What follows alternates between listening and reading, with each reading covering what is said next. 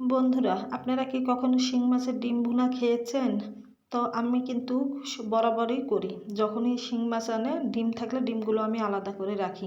আর ওগুলো আমি খুব সুন্দর করে আমার মেয়েকে কিন্তু ভুনা করে দিই। আর দারুণ দারুণ মজা এবং স্বাদ কিন্তু শিং মাছের ডিম ভুনাটা। তো দেখতে থাকেন কিভাবে আমি শিং মাছের ডিম ভুনাটা করি। তো আসসালামু আলাইকুম ওয়া রাহমাতুল্লাহি ওয়া বারাকাতুহু। আপনারা সবাই কেমন আছেন? আলহামদুলিল্লাহ, আমি তো খুবই ভালো আছি। তো চলে আসলাম শিং মাছের ডিম ভুনার রেসিপিটা নিয়ে। তো এখানে প্রচুর পরিমাণে আমি পেঁয়াজ কুচি দিয়েছি কিন্তু তেলে।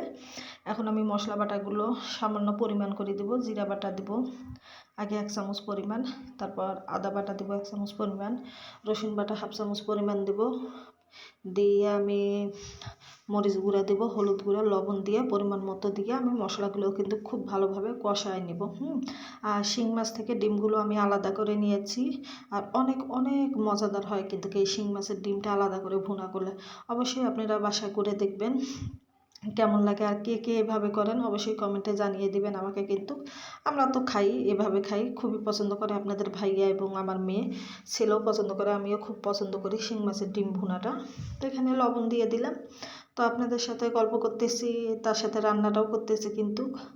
তো এখন আগের মতো আর কিন্তু ভিডিও ছাড়লে আর ভিউ আসতেছে না, মনও চায় না আগের মতো আর কাজ করি পেজের মধ্যে। যেহেতু ভিউটা হলে, লাইকটা আসলে মনটা চায় কাজ করি আবারও পেজে। তো আগের মতো আর পেজে কাজ করতে মন চায় না, যেহেতু ভিউ ভিউ তেমন হয় না, আবার লাইকও আসে না তেমন। তো যাই হোক, চলতেছে কোনো মতো, এভাবে দিনটা কেটে যাচ্ছে পেজে। তো এখন আমি মরিচ গুঁড়া দিয়ে দিচ্ছি একটু বেশি পরিমাণ। আর শিং মাছের ডিম ভুনাটা দিয়ে কিন্তু একটু ডিম ভুনা দিয়ে পুরো 1 প্লেট ভাত খাওয়া যায়, এরকম কিন্তু ডিমের স্বাদ। মাছের চেয়ে কিন্তু মাছের ডিমটা প্রচুর পরিমাণে স্বাদ। এতদিন তো রুই মাছের ডিম, কার্পু মাছের ডিম, পাঙ্গাসের ডিম এগুলো খাওয়া হয়। তো অবশ্যই শিং মাছের ডিমটাও এভাবে ভুনা করে খেয়ে দেখবেন। অনেক অনেক মজার একটা খাবার কিন্তু। তো মশলাটা কষানো হয়ে গেছে প্রায়, আমি এখানে পানি দিয়ে দিলাম পরিমাণ মতো, দিয়ে ভালোভাবে কষায় নিলাম মশলাটা। এখন আমি একটা ম্যাগি মশলা দিয়ে দিলাম মাছের মাঝে। আমি মাছের মাঝে ম্যাগি মশলাটা দিই কিন্তু, দিয়ে আর একটু নাড়াচাড়া করে নিব। মশলাটা দেখেন একদম পারফেক্ট কিন্তু আমার ভুনাটা হয়ে গেছে। তো এখন আমি কিন্তু ডিমগুলো দিয়ে দেবো। ডিমগুলো কিন্তু অল্প দেখবেন, রান্নার পর প্রচুর পরিমাণে ডিমগুলো কিন্তু বেড়ে যায়। তো এখানে আমি ডিমগুলো দিয়ে দিচ্ছি, এই যে শিং মাছের ডিমগুলো। অনেক মজা, একদম গোটাল গোটাল ডিম। এমনভাবে কাটতে হবে ডিমটা যেন পেটের মধ্যে ভেঙে না যায়, সেইভাবে কিন্তু ডিমটা খুব সুন্দরভাবে বের করে নিতে হয় শিং মাছের ডিমটা।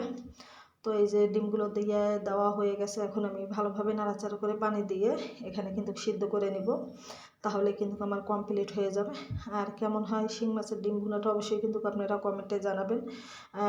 সুন্দর ভিডিওটা দেখে গঠনমূলক একটু কমেন্ট করার চেষ্টা করবেন সবাই। তো এখানে এই যে দেখেন আমার পানিটা প্রায় শুকাই গেছে কিন্তু, এখন একটু নাড়াচাড়া করে আমি কিন্তু নামিয়ে নেব শিং মাছের ডিম ভুনাটা। তো আর একটু পানি দিয়ে দিলাম, দেখলাম যে একটু সিদ্ধ কম হয়েছে, তার একটু পরিমাণে আমি পানি দিয়ে দিলাম। এই যে পানি দেওয়ার পর নাড়াচাড়া করে একটু আমি সিদ্ধ করে নিব এখানে, নিলে কিন্তু আমার ডিম ভুনাটা পুরা ফাইনালি হয়ে যাবে। আর অনেক মজার কিন্তু। এই যে ডিমগুলো আমি আপনাদেরকে খুব ভালোভাবে তুলে তুলে দেখা দিচ্ছি কিন্তু, ডিমগুলো এখন সিদ্ধ হতে হবে। তো এই যে প্রায় পানিটা শুকিয়ে গেছে, এখন আমি আস্তে আস্তে নেড়ে চেড়ে দেবো কিন্তু, নেড়ে চেড়ে পানিটা শুকিয়ে গেলে নামিয়ে ফেলবো। আর আমার মেয়ের খুবই খুবই পছন্দের একটা তরকারি, যেটা বলতে গেলে বাজার গেলেই বলবে বাবা ডিমওয়ালা শিং মাছ নিয়ে আসবে। তো সব সময় তো আর ডিমওয়ালা শিং মাছ পাওয়া যায় না, তোর বাবা ডিমওয়ালা শিং মাছ দেখলে কিন্তু কিনে নিয়ে আসে। মাছের চেয়ে কিন্তু ডিমটার বেশি কদর আমার ঘরে, এক কথায় বলতে গেলে। আমার ছেলে শিং মাছ খেতে চায় না, কিন্তু শিং মাছের ডিমটা প্রচুর পরিমাণে পছন্দ করে কিন্তু। তো এই যে আমি এখন কেটে দেখবো হয়েছে কিনা, আসলে হয়ে গেছে। এখন আমি একটু নাড়াচাড়া করে নামিয়ে নেব কিন্তু। তো কেমন হয়েছে ভিডিওটা অবশ্যই কমেন্টে জানিয়ে দেবেন। আর কিন্তু বেশি ভিডিও বাড়াবো না। তো আজকের মতো কিন্তু আপনাদের কাছ থেকে বিদায় নিব। সবাই ভালো থাকবেন, সুস্থ থাকবেন।